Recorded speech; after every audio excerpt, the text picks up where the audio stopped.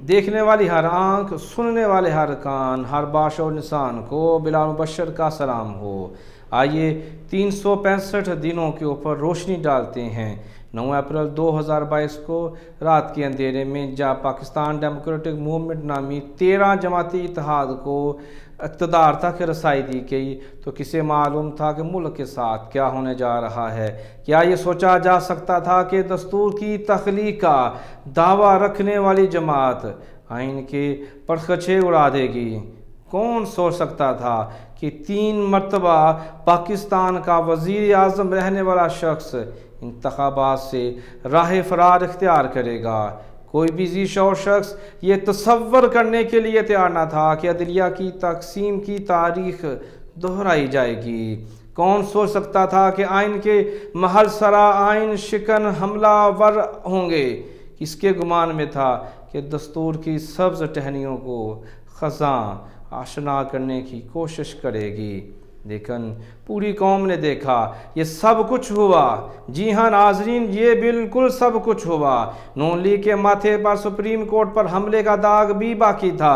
موجودہ وزیر اعظم justice retired ملک قیوم کی آڈیو ریکارڈنگ کی صدائیں بازگشت اب بھی فضاؤں میں موجود تھی کہ اسلام آباد سے کوئٹہ اور کوئٹہ سے اسلام آباد تک بریف کیس کے سفر کی داستان بھی کسی کو بھولی نہیں تھی کہ ایک مرتبہ پھر سپریم کورٹ کی تقسیم کی کوشش کی جا رہی ہے۔ جی ہاں بالکل ناظرین، نون لیگ نے ماضی سے سبق سیکھنے کی بجائے ماضی کو دہرانے کی کوشش کی ہے۔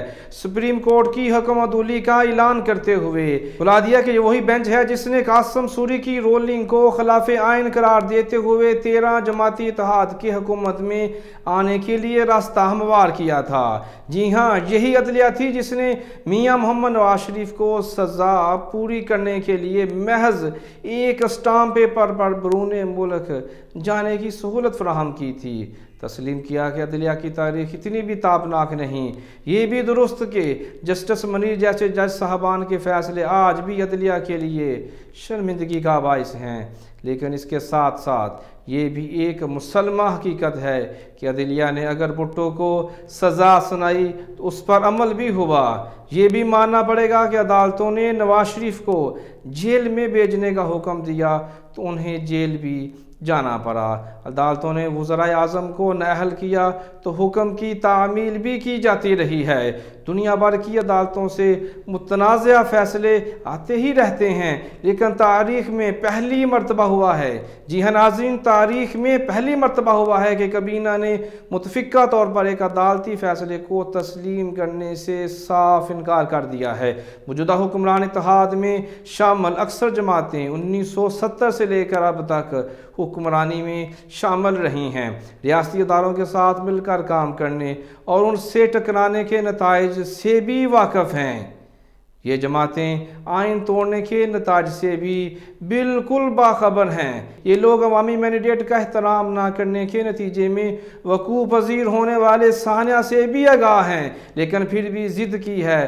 ضد کی پٹی آنکھوں پر بندھی ہوئی ہے اور گزرے 1 سال کے دوران ایک سابق وزیر اعظم، جی ہاں ناظرین، سابق وزیر اعظم جناب عمران خان پر 144 مقدمات درج کیے جا چکے ہیں۔ سیاسی کارکنوں کے گھروں کی دیواریں پھلانگی جا چکی ہیں۔ طویل عرصے کے بعد ملک میں سیاسی قیدیوں کی اصطلاح ایک مرتبہ پھر متعارف ہوئی ہے۔ 13 جماعتی اتحاد کی اس 1 سال میں آٹے کی حصول کی خاطر لوگوں نے اپنی زندگیاں قربان کی ہیں۔ ملک بھر میں مہنگائی میں ہوش ربا اضافہ ہوا ہے۔ عام آدمی کی حالت زار بروز نگفتہ پہ ہوتی جا رہی ہے۔ زر مبادلہ کے ذخائر خطرناک حد تک گرتے جا رہے ہیں۔ روپیہ تیزی سے گرتا جا رہا ہے۔ ڈالر کی قدر میں اضافہ ہوتا جا رہا ہے۔ کراچی سے لے کر خیبر تک ایک دہائی مچی ہوئی ہے، لیکن یہ شور و غل اسلام آباد کے ایوان اقتدار میں بیٹھے حکمرانوں تک نہیں پہنچ رہا۔ خارجہ امور کے میدان میں بھی نااہلی کے نئے ریکارڈ قائم کیے ہیں۔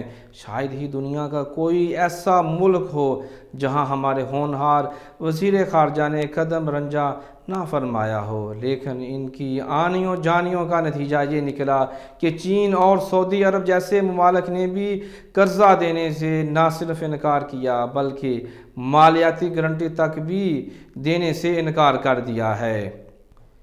یوں تو لاتعداد ایسی باتیں ہیں جو پاکستان ڈیموکریٹک موومنٹ کی اس اقتدار میں کی جا سکتی ہیں، ان کے رازوں سے پردہ اٹھایا جا سکتا ہے، لیکن آج تک کے لیے اتنا ہی۔ امید کرتے ہیں کہ ہم اس پریشانی سے، ہم اس مشکل سے، ہم اس جو گئے گزرے دور سے، جو ہم نے ایک سال میں مالی مشکلات دیکھی ہیں، جو مہنگائی کا دور دیکھا ہے، جو پریشانیوں کا ہم نے سامنا کیا ہے، ہم اس کو ماضی میں یاد رکھیں گے اور یاد رکھتے ہوئے آئندہ مینڈیٹ، اپنا کردار، اپنا ووٹ اسی کو ہی سونپیں گے، اپنی بات اسی کو ہی دیں گے، اپنی زبان اسی کو ہی دیں گے جو پاکستان کے لیے، پاکستان کی عوام کے لیے بہتر سوچتا ہو، پاکستان کے مستقبل کے لیے اچھا سوچتا ہو اور پاکستان کی دل میں درد رکھتا ہو۔